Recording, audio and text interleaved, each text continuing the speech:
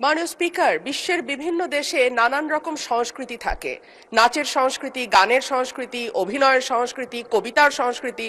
আমাদের দেশে মাননীয় স্পিকার গত ১.৫ বছর এবং এরপরে গত ২ মাস ধরে আমরা মবের সংস্কৃতি দেখলাম। আমরা দেখলাম বাংলাদেশ ব্যাংকের গভর্নরকে মব করে সরানো হয়েছে।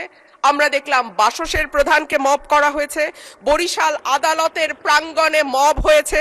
সুপ্রিম কোর্ট লয়ার্স রুমে মব হয়েছে। ডেইলি স্টার, প্রথম আলো ভাঙা হয়েছে।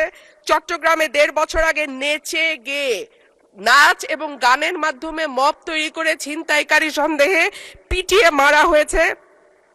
কুষ্টিয়ায় একজন কথিত পীরকে পিটিয়ে মারা হয়েছে কিছুদিন আগে। মাননীয় স্পিকার, আমাদের সম্মানিত মাননীয় স্বরাষ্ট্রমন্ত্রী আজকে উপস্থিত আছেন।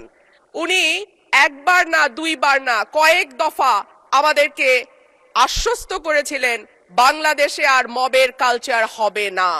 উনি আমাদেরকে আশ্বস্ত করেছিলেন বাংলাদেশে বিচারহীনতার সংস্কৃতি হবে না।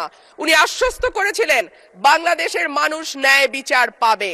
কিন্তু আমরা দেখলাম একটির পর একটি জায়গায় মবের ঘটনা ঘটেই চলেছে। আজকে আমাদের স্বরাষ্ট্রমন্ত্রী উপস্থিত আছেন। আমি ওনার দৃষ্টি আকর্ষণ করে বলি, আজকে মাননীয় প্রধানমন্ত্রীও একই ধরনের কথা বলেছেন। মানুষ যখন ন্যায় বিচার পায় না তখনই এইরকম সংস্কৃতির বাড়ে এবং মানুষ এই ধরনের সংস্কৃতিতে জড়িয়ে যায়।